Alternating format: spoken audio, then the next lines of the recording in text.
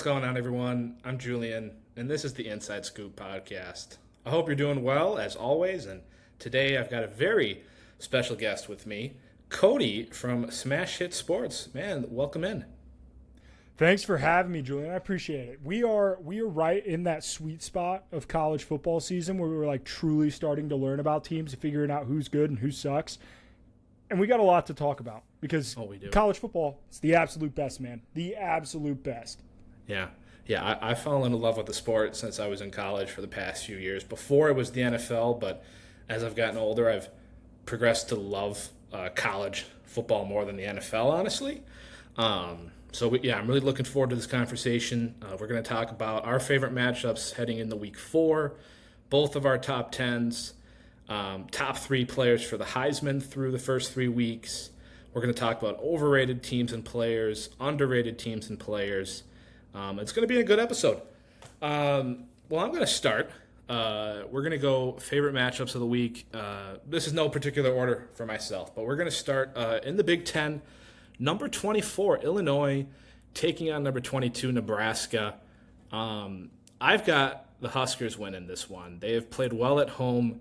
I'm impressed with Dylan Raiola so far. I don't know about you, but I think he is playing very good for a true freshman. You know, with freshman quarterbacks, it's tough to know how they're going to perform, because he was just playing high school ball a year ago. And, now he's leading a a Power 4 team to an undefeated record, top 25. I like the Huskers in this one. Yeah, I'm going to take Nebraska as well. It's in Lincoln, and I think that's going to be huge. Another night game for the Cornhuskers, 8 o'clock kickoff. But I am 8 o'clock Eastern. I'm so excited for this game because we get to see Dylan Raiola against what I think is actually a pretty solid defensive unit in Illinois. I understand that they put up numbers and they looked exactly how they were supposed to against Colorado.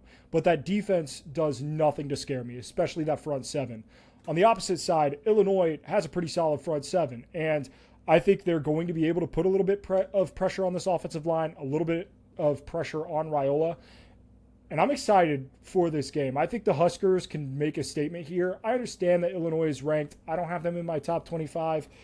But this is a good win for Nebraska as you start to get into the thick of this Big Ten schedule. And, coming down the pipe, they don't have a lot of meat on the bone until they get to Ohio State. So I would like to see Nebraska continue to roll off some of these wins that they, quote-unquote, should get. But nothing comes easy in the Big Ten. Oh, no, nothing at all. And I think overall this is going to be their hardest opponent here so far in the month of September. Looking at Northern Iowa, which, they're a good FCS program, but they're able to take care of them. Of course, in week 2, there's the big Nebraska and Colorado game. I watched all of that. That was a really fun game. Not to be a Colorado hater, but it was kind of nice seeing the Big Ten get at the Big 12 a little bit and kick some ass. Yep. What would be another matchup you're kind of looking forward to besides that this week? Yeah, one that I'm really excited for that I think is super underrated is Miami at South Florida. This is a South Florida team that was coming into the season, was my group of 5 pick for the college football playoff. And my thought behind it was, I think the American is the toughest group of 5 conference in college football. I think they're tougher than the Mountain West because you have Memphis, South Florida, Tulane. There are some really good schools in the American.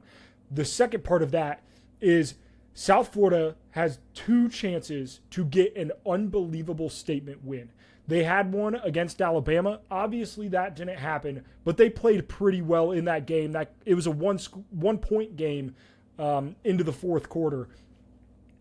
This game, Miami at South Florida, so you got to go into Tampa, and I think that Alex Golesh is one of the premier young coaches in the sport. I think he is bound for a Power 5 job sooner rather than later. He's an unbelievable program builder. I love what his offense does. Their quarterback, Byron Brown, is absolutely electric. That game is a 17-point spread. I'm hammering South Florida against that. I think they have a chance to upset a top 10 team at home. I'm that confident in South Florida. I think they got a shot. 7 o'clock kickoff night game. That's going to be one of the most exciting matchups. The total is 65.5. There's going to be points all over the field in this game. I'm super excited for it. Yeah, there's going to be a lot of offense. I'm excited for that one too. I mean, like you said, they have had 2 opportunities to bring down 2 big teams. They had their chance at Alabama. They took them really close. I mean, like you said, 1 point differential, into the fourth quarter. They're a good team, and I think now that they've got home field advantage, although the commute for Miami is not very far, I still think it's going to be a tremendous atmosphere, and I'm looking to see how well Cam Ward does. I feel like he has been maybe the most impressive quarterback in college football. I know he's on my Heisman list, spoiler alert. And, I mean, he's been really impressive. But I think this might be, besides the game at the Swamp and at Florida for their week 1, this is their toughest battle yet. They've had a couple gimmies, week 2 and 3, which were really easy wins. I mean, they played Ball State, one of the worst FBS programs. They were able to kick their ass. Now it's going to be a much closer battle. I also am hammering South Florida plus 16.5 this weekend. Yeah, I think this might be I think it's going to be a closer game than the Florida game. And I think this might be a tougher team than Florida too. I mean, that team they exude no toughness. Outside of like Louisville, Miami doesn't have a lot of tough teams on their schedule. So this could be, quite frankly, one of the closest games of the year for them. I mean, they play at Syracuse to end it. Like, that game might be close, but they should walk Florida State. Like, they get Virginia Tech at home. I feel pretty confident that this South Florida game might be one of their best wins, surprisingly enough. Yeah, no, I totally agree. Well, now I'm going to move us to the Big 12, a matchup that I think is a possible season-defining game. It's Utah at Oklahoma State. The Big 12 is really front heavy with Utah, Kansas State, and Oklahoma State all finding themselves within the top 15.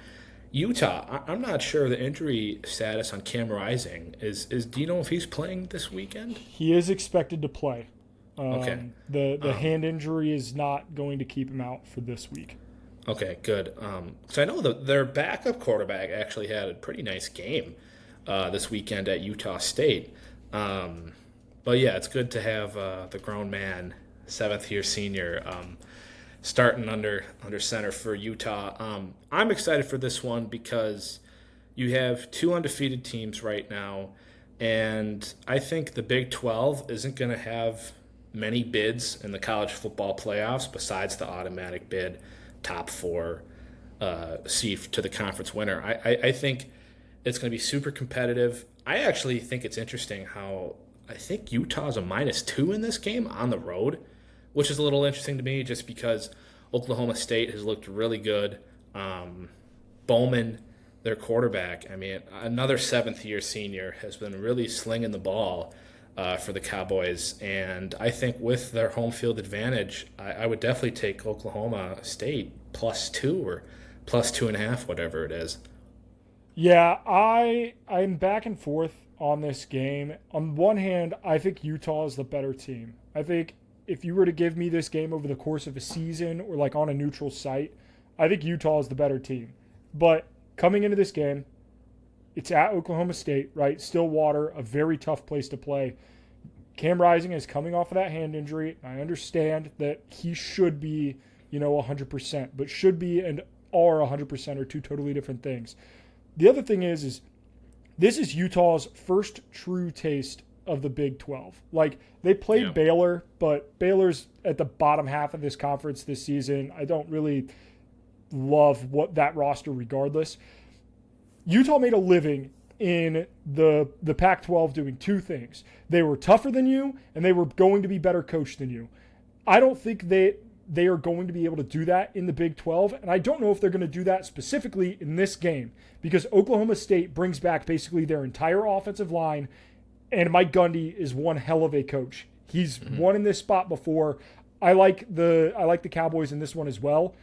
I still am high on Utah overall in the Big 12 and as their season goes on. But this is a tough spot. Give me Oklahoma State. Okay. Yeah, we agree. I like Utah too. I actually had them in my preseason top 10, which was a little bit of a hot take, and I'm really high on Utah for sure. I think, regardless, I think of win or lose, I mean, if they can get a big win, that'd be a nice statement on the road at Oklahoma State. But even if they lose, I think it's still going to be up in the air who will make the Big 12 championship. And sticking with the Big 12, I want to take us now to Utah for BYU. They host Kansas State. I'm really excited about this one because Kansas State had a nice road win at Tulane a couple weeks ago, and they had probably their biggest win of the year yet at home against Arizona with one of the most dynamic, one of the best, I think, best wide receiver in college football on T-Mac, McMillan. And they were able to shut them down to just one touchdown. Avery Johnson, so composed as a 19-year-old starting quarterback. I mean, he can get it done through the air or on the ground. However, BYU, I don't want to underestimate them. I actually play with them a lot in my college football in the video game, and me and my buddies, we had a Mountain West dynasty, and we put BYU back in the Mountain West, and I've played with them a little bit, but they're a good team. They're well-rounded. They've got some good players, and at home I think is going to make a big difference. It's not going to be an easy one for the Wildcats. Yeah, Lavelle Edwards Stadium is one of the toughest places to play in college football. This is a 10:30 Eastern kick, so I think Utah's Mountain Time, so like a 8:30 p.m. kickoff in Utah. It's a late game.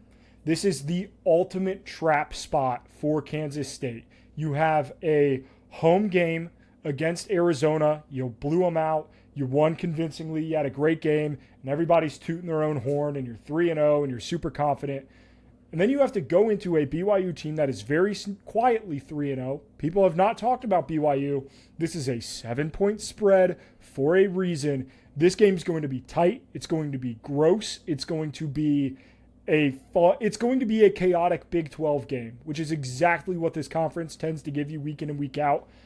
I still think Kansas State is going to get it done.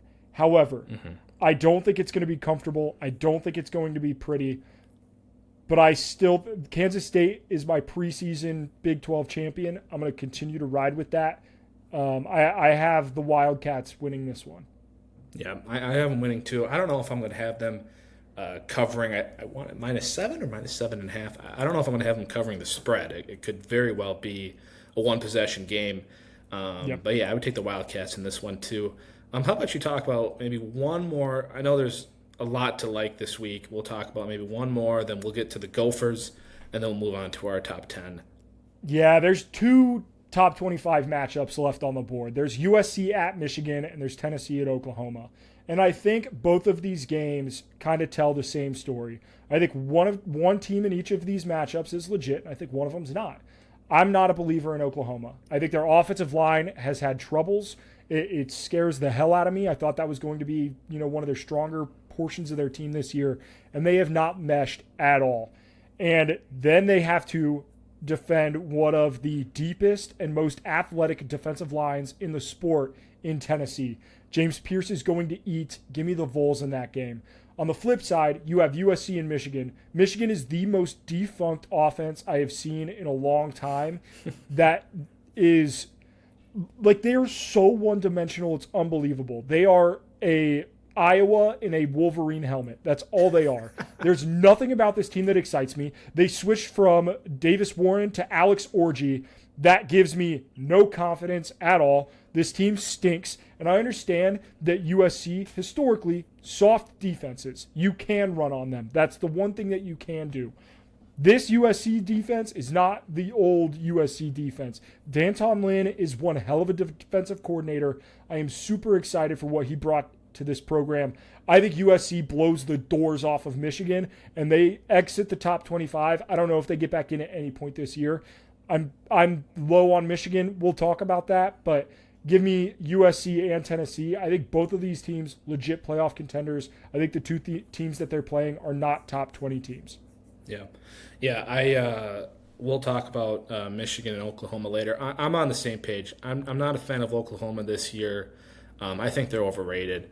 I mean, at week 2, they had just a 4-point victory over Houston at home. I'm not super impressed with them, plus a younger quarterback and experienced for Oklahoma. And I really like Tennessee. I mean, although Nico Iamaleava, the true freshman, former 5-star out of Long Beach Poly, I mean, he was a tremendous prospect and he's looked solid here so far. But Tennessee, I mean, offensively, they look really good. They have a tremendous win at NC State, blowed the pants out of them in week 2.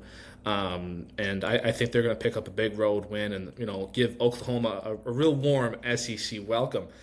And then for USC, I totally agree that I think they are the better team at Michigan. I'm not sure if it's going to be as much of a margin versus when Michigan hosted Texas, but I think Miller Moss is the real deal for USC. I'm excited to see what they've got. And although Michigan might have the most first-round draft picks this year, I mean, they are just not a good team overall. They had too many shoes to fill from a season ago, and I just don't think that we've seen it. And I think their quarterback play, I mean, Warren, unfortunately, is not it. I mean, he threw 3 interceptions, 0 touchdowns, just over 100 yards against Arkansas State a weekend ago. And plus, the running backs, I mean, we'll get into a little bit later, but Donovan Edwards, I was expecting him to kind of be up there with, like, the top 5s in the country, and we just haven't really seen that yet. But regardless, I'll take USC and Tennessee both on the road. And then now we're going to go to my home here in Minnesota. The Hawkeyes are in town against the Gophers. Iowa was kind of in the top 25. They fall to Iowa State, their in-state rivals. They're now out of it. Minnesota coming in 2-1 with back-to-back shutout wins against Rhode Island and Nevada. What are your thoughts on this one? Overall, in the P.J. Fleck era for the Gophers, he has not done well against the Hawkeyes.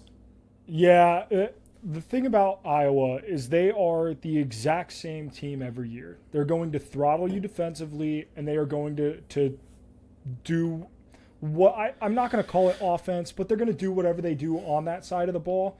And it's the same thing year in and year out. And I don't hate it, but I don't love it either. And the thing that always gets me with Iowa and Minnesota and a lot of these, it's going to come down to mistakes because the number of possessions that you get are so few. It's not like this is going to be a high possession game where both teams are going to possess the ball a ton. This is a low scoring game. I think it's the lowest total of the entire weekend. It's going to be a slow burn type of game. I like PJ Fleck. I think he's a hell of a coach. I'm not like Kirk Ferentz is fine. He's okay. But this is a tough matchup for Minnesota. You get them at home to start Big 12 or Big 10 play. But I was not a fan of Rhode Island. They're not great. I think Nevada is terrible. I think they are absolutely awful. And you had a chance to win that game against North Carolina, and it didn't go your way. I think this is going to be a tight game. I have the Hawkeyes winning it, but this is going to be a game where truly it's going to come down to mistakes. It's going to come down to ball control, field goals, special teams. Like you cannot make an error in this game or it'll cost you. And I'm going to take Iowa just because historically they don't make mistakes. Yeah, I'm taking Iowa too. I don't like going against the Gophers, but when I look at Iowa's defense, I mean, they're just too good. And in Minnesota, I mean, defensively, it actually hasn't been a huge issue for them. However, I think it's going to be low scoring, possibly a lot of field goals. Maybe we'll see an offensive touchdown. Like I'd be curious to see the betting line of like how many offensive touchdowns will Minnesota score this game, and I bet you like the line would be like 0.5. Like I don't know if they're going to score much on Iowa, but then on the turnaround, will Iowa score much themselves? They're not an offensive team. I think it'll be close. I think it could be one of those 13-10, kind of like the Georgia-Kentucky game we saw last weekend, where it'll be field goals, maybe, one or two offensive touchdowns. It'll be a low scoring, kind of like almost like a dogfight in the sense of, no offense is going. There's just both of them are playing defense. And I'm going to go with the Hawkeyes, though. I think they're going to pull Yeah. it off at Huntington Bank. Yep, I agree with you 100%. I think this is going to be. I mean, the total for this game is 35. I'm trying to look there as far as touchdown scores. Caleb Johnson and Darius Taylor are the only two players that have minus odds to score touchdowns. I'm trying Okay. to see if there's like a team total line because truly, that would be kind of wild. The points, like the point total for each team, very, very low. Okay, here you go. Minnesota team total touchdowns. The line is set at 1.5, Okay. and it is minus 125 on one side, minus 110 on the other. So Okay. that is the line is also set at 1.5 for Iowa as well, but Okay. the odds are a little bit different. So Interesting.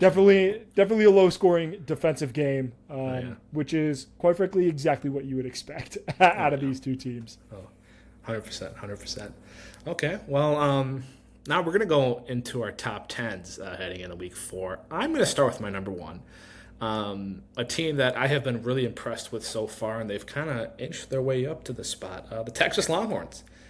Despite the injury loss to Ewers, I mean, they are so fortunate they have the best backup quarterback in Arch Manning. I mean, I think if you put him in 95% of other programs, he would be a starting quarterback. He's really great. He looked really good last weekend, having to fill in. Now, I don't know the extent of Ewers' injury.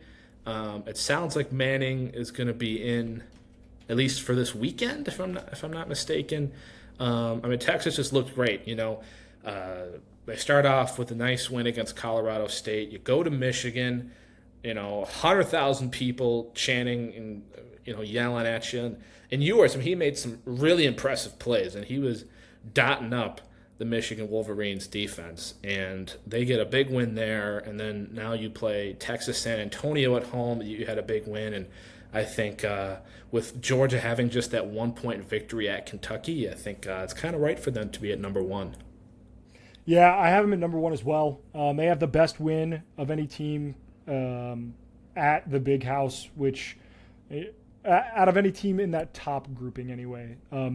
Georgia, Ohio State, they have the best win. In terms of what Ewers' injury looks like, so he's definitely out for this week. Next weekend, they play Mississippi State. So my assumption is that, and that game is at home, my assumption is that Arch Manning will play the next 2 weeks. He'll play Louisiana Monroe. He'll play Mississippi State. They have the bye week before they play Oklahoma in the Cotton Bowl for the Red River Shootout, October 12th. Okay. So my bet would be that you get 2 games of Arch Manning, and then Quinn Ewers comes back that gives him 3 weeks to recover from this abdominal injury, and that'll give him time to come back before they play Oklahoma and Georgia in back-to-back weeks. So that's my bet. That's my number 1 team. My number 2, if they're not number 1, they're number 2, is the Georgia Bulldogs. Yes, close win against Kentucky, but they're still the Georgia Bulldogs. I'm not going to say they have one of these games every year. They had it against Missouri a couple years ago. It happens. I'm not willing to throw away everything I've seen from this Georgia roster. I still think they have one of, if not the best quarterbacks in the country in Carson Beck. So give me Georgia at 2. Yeah, they're my number 2 as well. I mean, you still have to count the big win they had opening weekend against Clemson. I mean, they looked really great offensively and defensively. A good win week 2. And I've mentioned this before my previous episode. Defensively, they were fine against Kentucky. You keep them out of the end zone, kind of the definition of that bend, don't break defense, right, where they're not allowing touchdowns. Offensively, they struggled. I had Carson Beck as a Heisman candidate, but after last weekend, I had to take him off just because if you want to be as great as Georgia can be, you're gonna need to put more than 13 points up. And Carson Beck, who I still think is the best quarterback in college football, I mean, you're going to need to throw touchdowns. And we've seen it from him week 1 and 2. I think he'll bounce back this weekend. But Yeah, Georgia's my number 2, and then I have Ohio State at 3. They are coming off a bye. I mean, they haven't really played anyone super impressive yet, but they have looked really good through their weeks 1 and 2 offensively and defensively. I'm really excited to see where Jeremiah Smith's career, how he goes, because he has been really impressive, again, as a true freshman. Him and Ryan Williams, both phenomenal freshman receivers. But Ohio State, I think they're kind of the clear-cut 3. Now that Oregon has fallen off a little bit, I think they're the clear-cut to win the Big Ten at this point. Yeah, I mean, if you put quarterback aside, they have the best roster in the country, top to bottom. They have an elite coaching staff. Chip Kelly's a great OC. Jim Knowles, an incredible defensive coordinator. There isn't a hole on this Ohio State roster. The question is can they get over the hump? I think they can this year. I think they are that good. They're my number 3. I think those top 3 are pretty much everyone's top 3 for the most part. So I'm interested to see where you go from here. At number 4, I have these next 4 teams all in the same tier. I have Tennessee at 4. I think they have a ranked win over NC State, which none of the other 3 teams that I have below them do. And I also think they just have looked the best top to bottom. They have not missed a beat. They have not hesitated a single second of any game at all season. So Tennessee is my number 4 team in the country. That's to me, that's a bit of a hot take, but I mean, I agree with what you're saying. See, I don't like to follow the generic AP poll, but I do have Bama at 4. Although they did have that close game against South Florida, they were able to pull away. And maybe it wasn't the prettiest game ever, but then for them to go to Wisconsin on the road against the Badgers, win big at home. Although poor Badgers, I mean Tyler Van Dyke, bad injury for him. But Jalen Milroe, I mean, I think he's one of the most dynamic, impressive players in college football. Now with another year of experience under his belt, I think he'll lead the Crimson Tide to good places this year and possibly a deep playoff run. I think. Oh God, I'm spacing out. Well, I think I'm impressed with their schedule. You know, they don't have that ranked win like Tennessee does. But I also agree with like the tier thing. You know, I think tier 1, Texas, Georgia, Ohio State. Tier 2, I do have Alabama. I'm going to go to my number 5. I have Ole Miss at my number 5. I've been really impressed with Mississippi this year. Jackson Dart, I think, is a top 5 quarterback in college football. And I know they haven't played anyone super impressive yet. But kind of like similar to Tennessee, they're just blowing teams out. I mean, you beat Furman by 77, I think it was, week 1. Week 2, they had a big win. Week 3, they go on the road to Wake Forest. They beat them up good. 40-6 was that score. Trey Harris and Jackson Dart, I think, is a really underrated quarterback wide receiver duo. I think they're going to seek 10+ wins for the second straight season. And I mean, I also have them. I think you can argue they can be flip-flopped with Bama. Like if you were to put them at 4, I would agree with that. I have them at 5, but also Tennessee, a great team as well. Yeah, I have Ole Miss at 5. The thing that I have with Ole Miss, the difference between them and Tennessee is that Tennessee has a better win and Ole Miss hasn't played anybody. And they don't play anybody until October 12th when they play LSU. So their schedule starts out with just a whole row of cupcakes. It is what it is. But that's kind of how it plays out. Jackson Dart, in my mind, one of the top quarterbacks in this draft class. Very excited for him. I think people kind of discredit him a little bit because it's like, oh, well, it's a Lane Kiffin offense. I was like, yeah, but we've seen Lane Kiffin offenses with shitty quarterbacks, and this is not that. This is damn good quarterback play. So I have Ole Miss at 5. I have Alabama at 6. All of the things that you said about Alabama are still true. I just am not a huge believer in Jalen Milroe. He is a great college football quarterback, but is great good enough to be a top 5 team? I'm not sure if the answer to that is yes. So I still want to see a little bit more out of Alabama. I have them at 6. Yeah. Okay. My 6 is Tennessee. To piggyback off you, they have an impressive win at NC State, and it wasn't like it was a close game, right? I think the final score was 51-10. It was, Yeah. They have only had blowout wins. They have, an incredible defense, very well-rounded team. I think they go into Oklahoma this weekend and pick up a win. I think if they were to get that win, I think that's good enough for them to crack the top 5. So my number 7, so this is kind of my tier 3. I have Oregon at 7. Okay. So a team I thought they were going to be number 3 in the country. They're my preseason top 3. A disappointing win against Idaho. At home, you need to beat an FCS program by more than 10. And I've discussed this a little bit. I wasn't sure if I was more disappointed in their offense or their defense that weekend for allowing 14 against Idaho, or for just scoring 24. Week 2, offense was fine, but Ashton Janty, who is the best running back I think at this point in college football, ran all over them. That was a close game, and you only win that by 3. But I do think they have a nice bounce back win. You go to their rivals, Oregon State, you beat the Beavers 49-14. Offense looked better, defense looked better. Dylan Gabriel, although we're kind of waiting for that big monster 4 or 5 touchdown game, he has stayed consistent and efficient. I think he has 6 touchdowns to 0 interception ratio.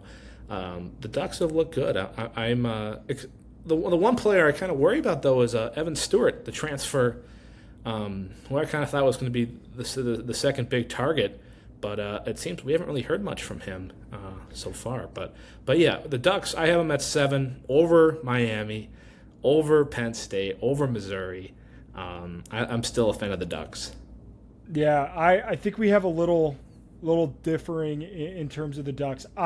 So for what it's worth, Oregon was my national champion to start the year. I still believe that Oregon is a very, very good football team. However, I have not seen them be a good football team yet. So I do not have them at 7. I have Missouri.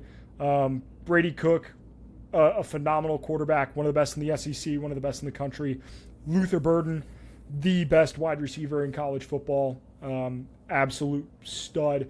I would have liked to see them put Boston College away.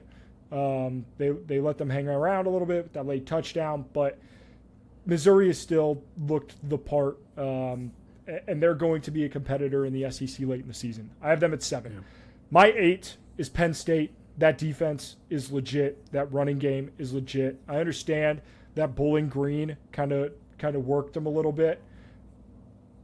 But at the end of the day, all of these teams, I still have at least a little bit of question marks in. Mm-hmm. I don't have question marks about Penn State's defense. Tough game, not the Saturday that you wanted, but I still feel pretty confident in the Nittany Lions. I have them at 8. Yeah. My 8 is Missouri. They've been impressive weeks 1 and 2. Week 3, they played a tough Boston College team. I think Thomas Castellanos is one of the more underrated dual-threat quarterbacks we have in college football. And, we've seen him go to work at Florida State, although they're not a great team. He did have a win against the top 10 team on the road officially, and they played him close. I have been a little disappointed, though, in a couple of Missouri stars. I think Brady Cook, although he is a great quarterback, I don't think he would be in my top 10. Luther Burden, as great as he is another spoiler. He isn't one of my disappointing players through week 3 right now. But Missouri, they deserve to be in the top 10.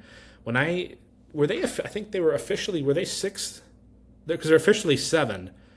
They were 6, I think, before Boston College, right? Which, to me, that seemed just a little high to have Mizzou at 6. But, when you look at it, I think the teams behind them, they're clearly better than all the teams behind them, I think.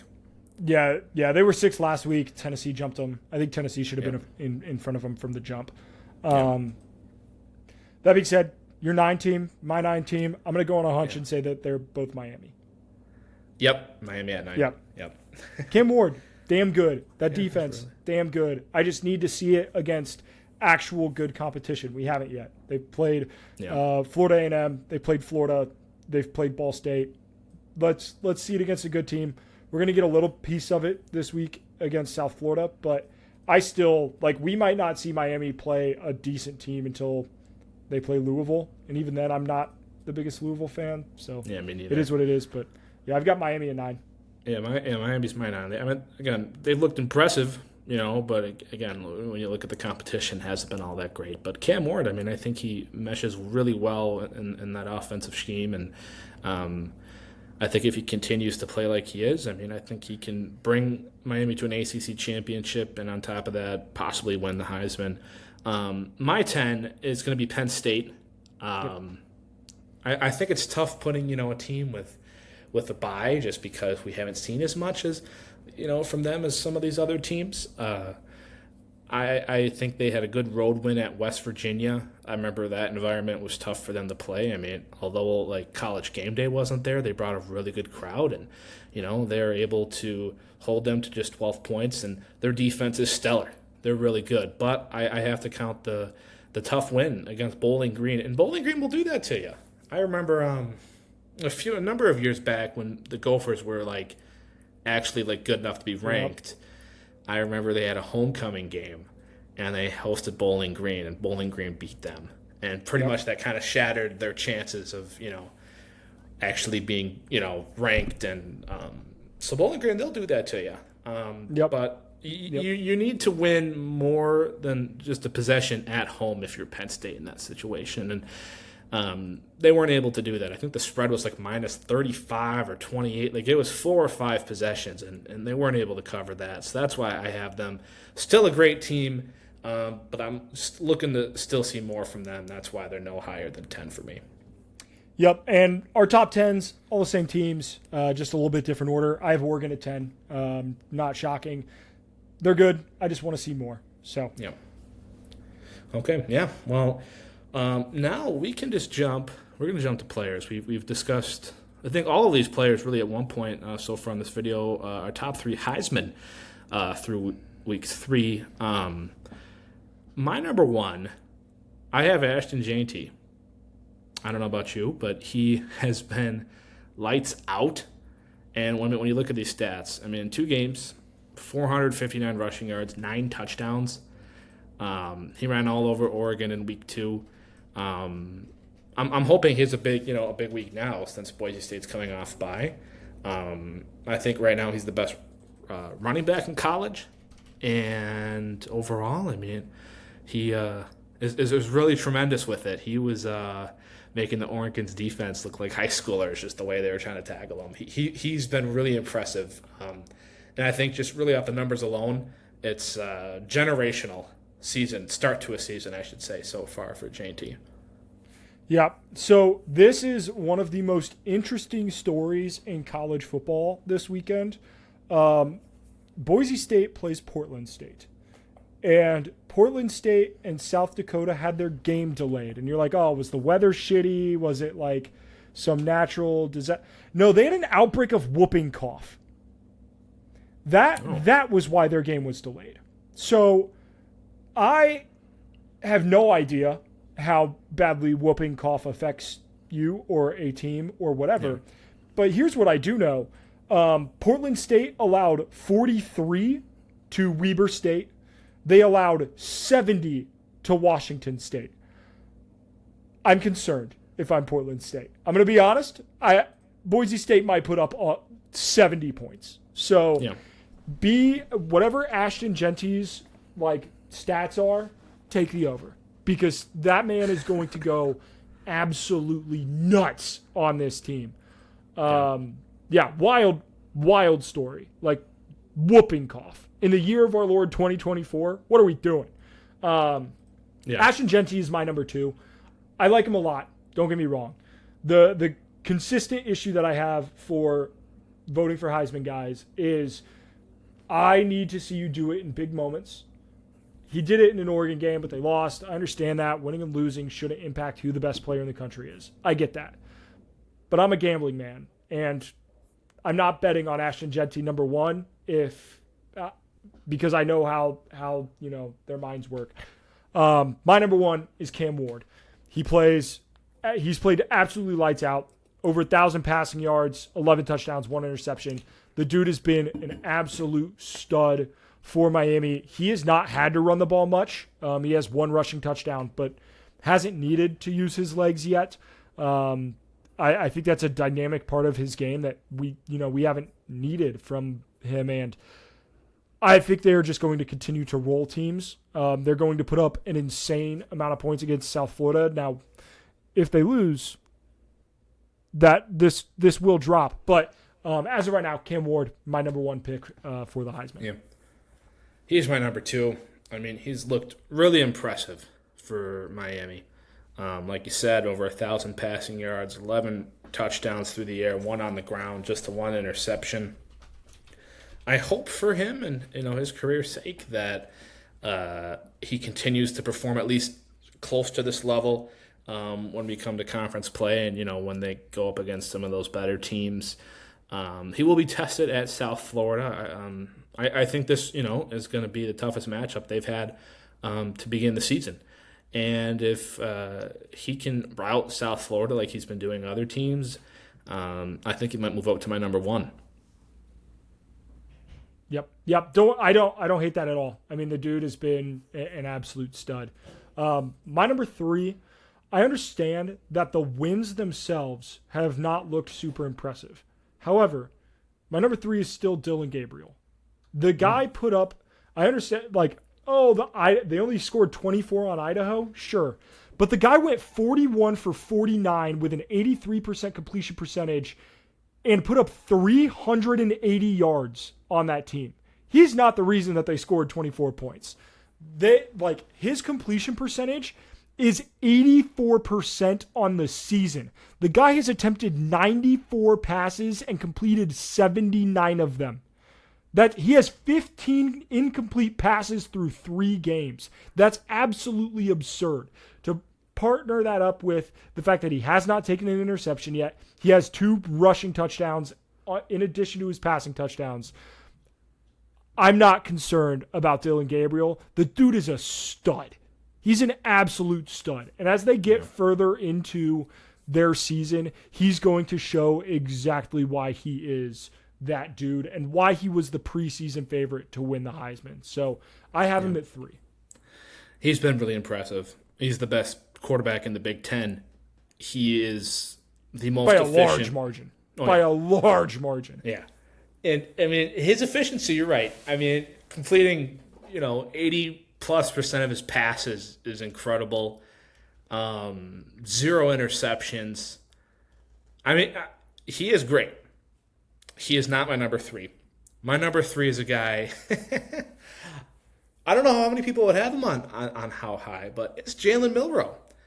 I have been super impressed with his touchdowns. I mean, he has 14 total touchdowns through 3 games. We're seeing him score damn near 5 touchdowns a game. I get his yardage isn't phenomenal.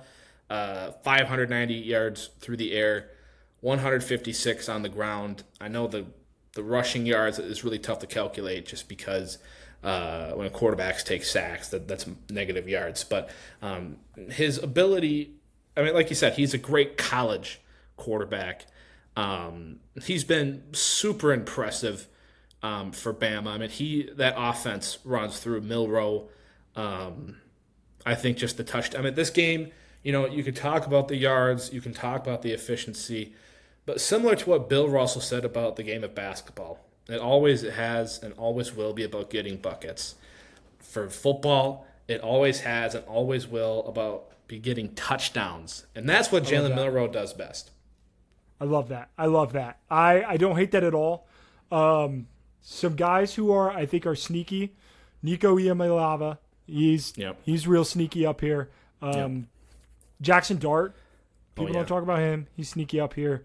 I do want to. Is Travis Hunter on your Heisman watch? No, and maybe that's just me being a little biased towards Colorado, but no, I don't have him or Shedeur Sanders on my Heisman list right now, or not even as an honorable mention. Yeah, which is fine. I think everybody shot out of the gate way too early, and the dude's a phenomenal player, but I don't know if he's Heisman caliber. Is what it is. I mean, yeah, he's a great college player, one of the best duo, at corner and at wide receiver we've Yeah. seen. And I just think,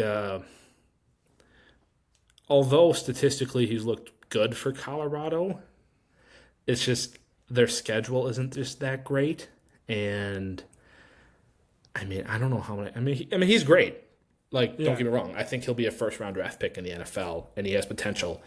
I just don't know, and I think part of it is, Colorado, but they're not ranked. They're nowhere near my top 25. Yeah. And, he just players. I mean, you could even argue that about Janty, but Boise State, I mean, they're receiving votes to be top 25. I think if they keep winning, they'll find their Yeah. way in that They could list. absolutely be the Group of 5 representative for sure. I am, for sure. But yeah, my players to watch. I had Carson Beck. He's kind of like a Dylan Gabriel in the sense where he's really efficient. It's just that game against Kentucky, 0 touchdowns. I mean, you gotta do better than that, especially if you want to be the Heisman.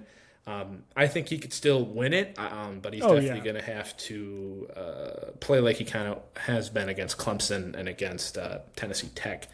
I mean, people remember the big moments of big games. This wasn't a big game, so people won't remember it. But that's the thing. He needs to, when they play, because Georgia's schedule is a gauntlet. They've had some really shitty schedules in years past, but this year it's an absolute gauntlet. If he has big moments against Texas and against Ole Miss and against Tennessee, then nobody will remember the game against Kentucky. Yeah, I totally agree.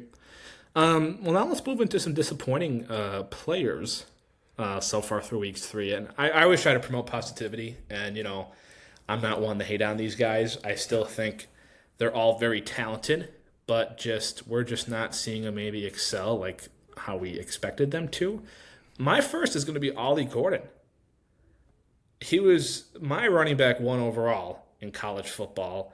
Through 3 games, 215 yards on the ground, 4 touchdowns, mostly from week 1 against South Dakota State.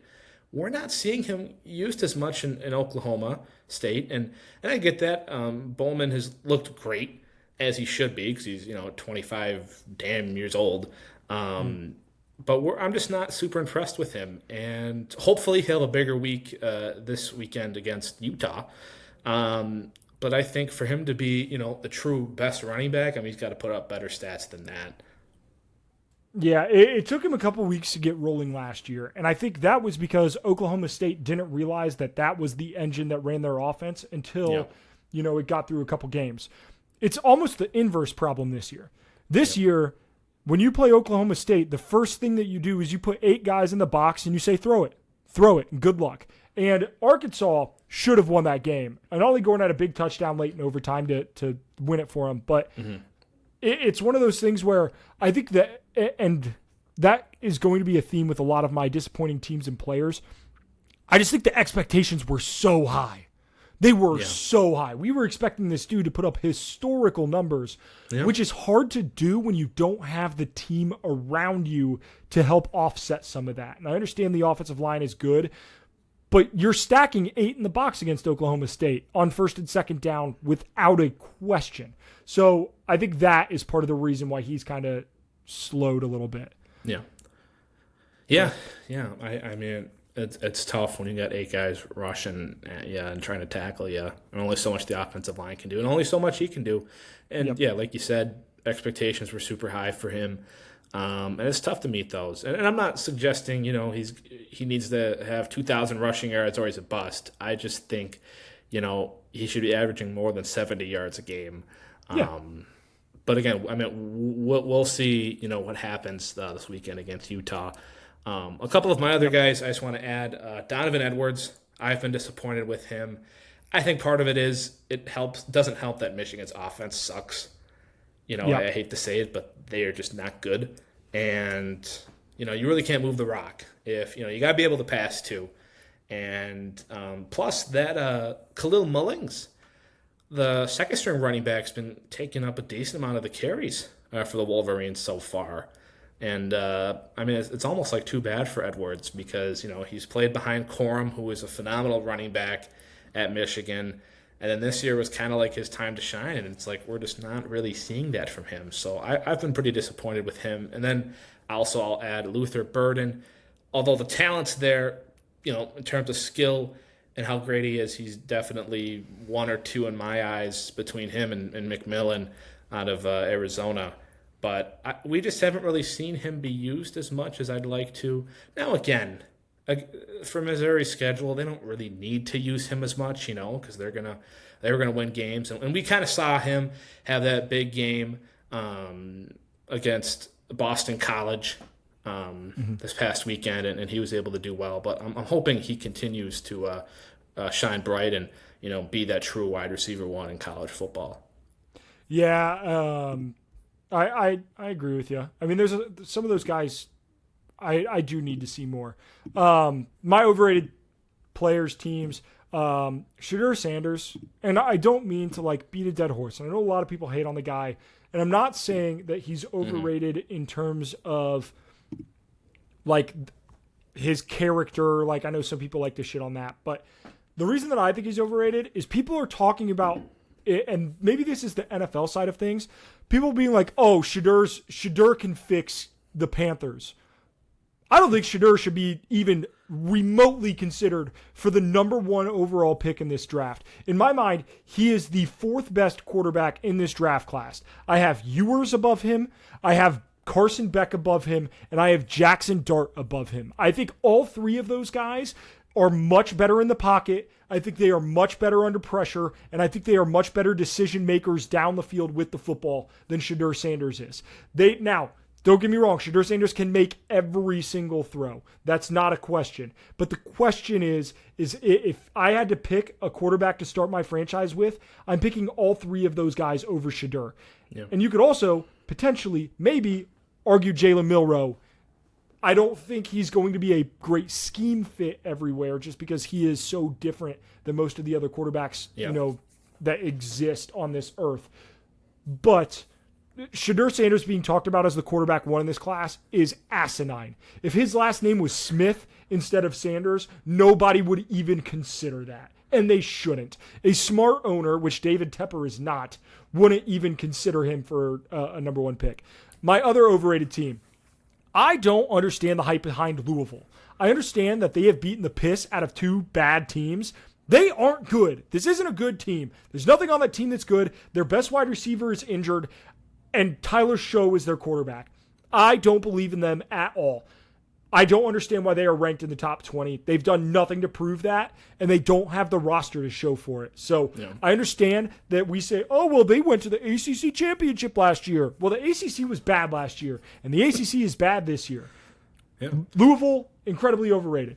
Lastly, this might be my, overrated, what the hell are we doing? Maybe I'm a little too hard on some people for the expectations that they have, whatever. The most overrated coach in college football has to be Brian Kelly. This fucking loser.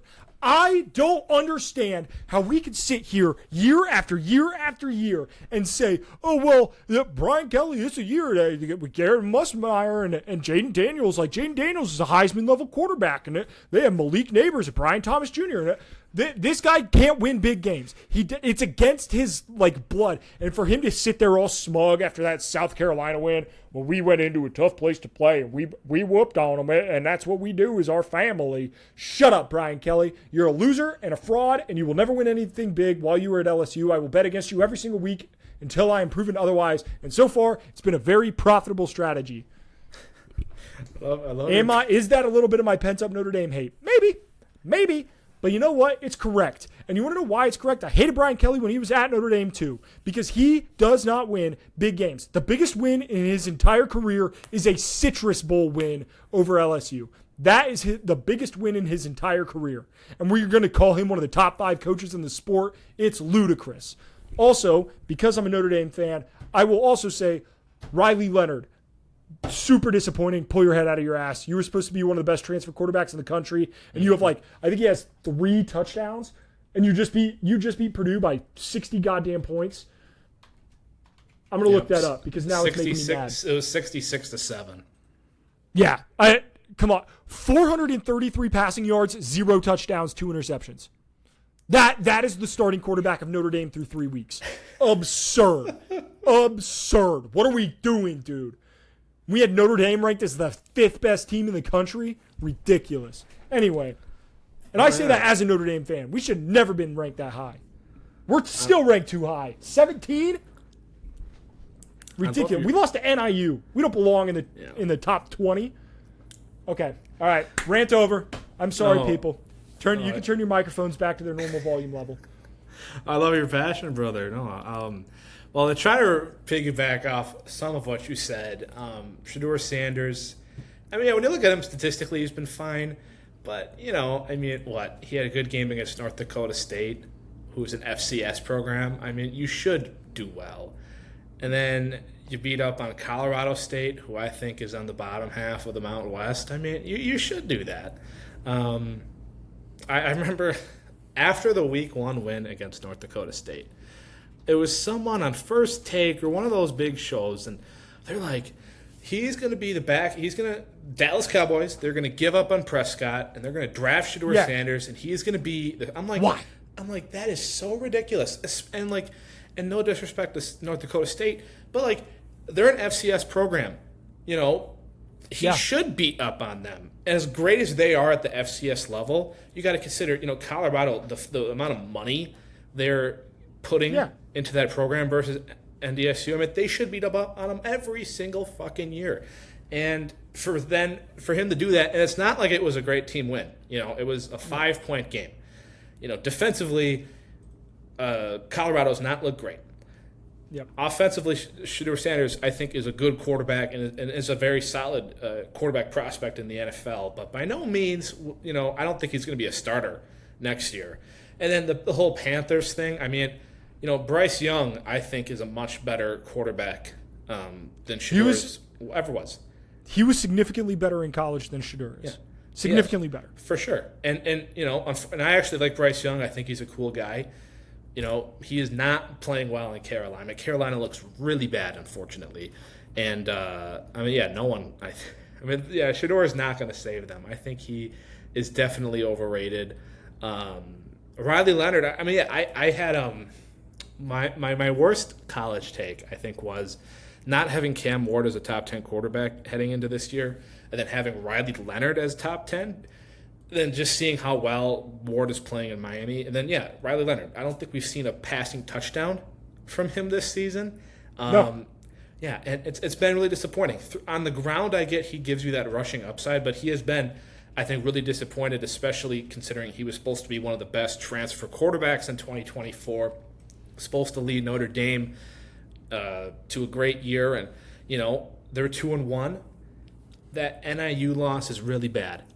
I remember I was on PlayStation talking to my buddies before the game started, and I was like, oh, NIU over at Notre Dame. I'm like, I don't know what I said, but I was like, that would be such a fucking bad loss if Notre Dame were to blow this one. I'm like, I don't know.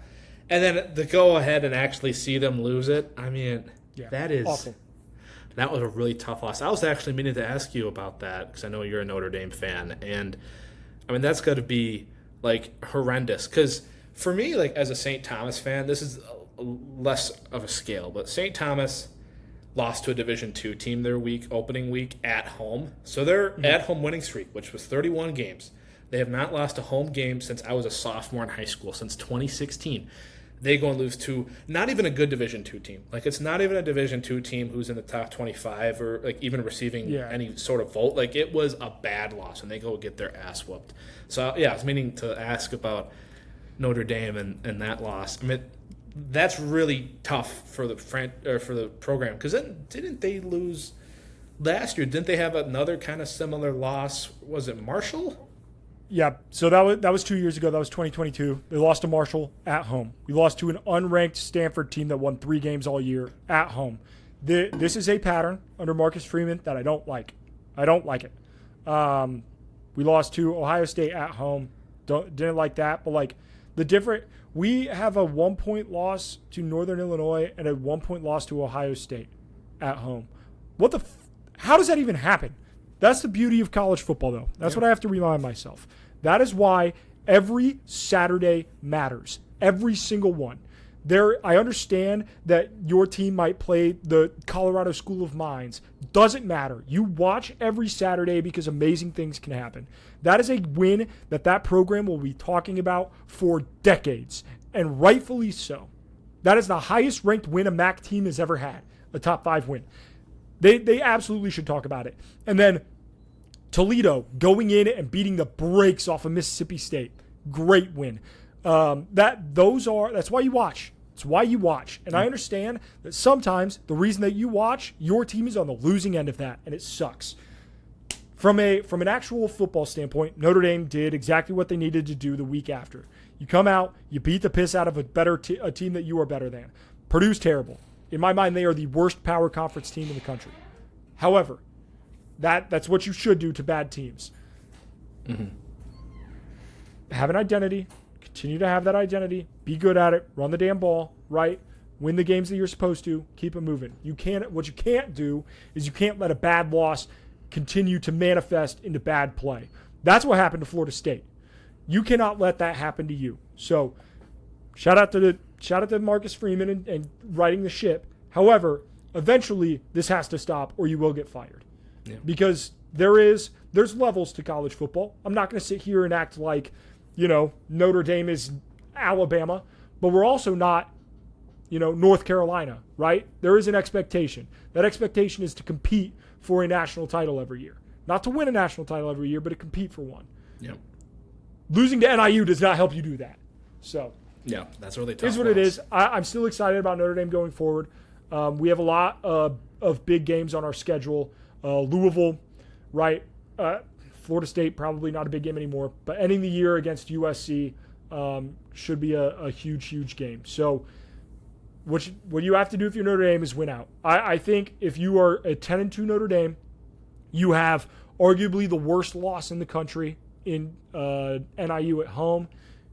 There's no way to avenge that, right? That's going to be a stain on your record forever. And at 10-2, your schedule is not strong enough to justify it over some of these SEC teams, right? When you look at the schedule that Ole Miss has, and you look at the schedule that Georgia has, and you look at the schedule that Texas has, every single SEC team that goes 10-2 is going to get a jump over you, Notre Dame, because your schedule was weak this year. Now, a lot of years, Notre Dame has a really tough schedule. This isn't one of them. A 10-2 Penn State is going to get the nod over you. So Notre Dame has to go 11-1. They have to win out. Can they do that? I don't know the answer to that yet because I haven't seen enough from them. Yeah. So we'll see. Yeah, we'll see about Notre Dame. Yeah.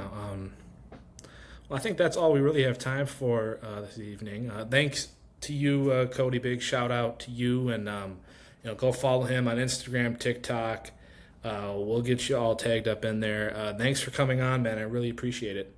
Yep, anytime. Do yourselves 2 favors. Number 1, like and subscribe to the Inside Scoop. This has been so much fun. Thank you, Julian, for having me on. And then number 2, go hammer the Gophers against Iowa this weekend. Let's have us a day. Hammer the under. Hammer the Gophers. It should be. That's what college football is for. So, yes, Julian, thank you for having me on, man. Yes, I really appreciate it. It's been a ton of fun. Thank you. Yes, Sky Uline, roll the boat, baby. Okay.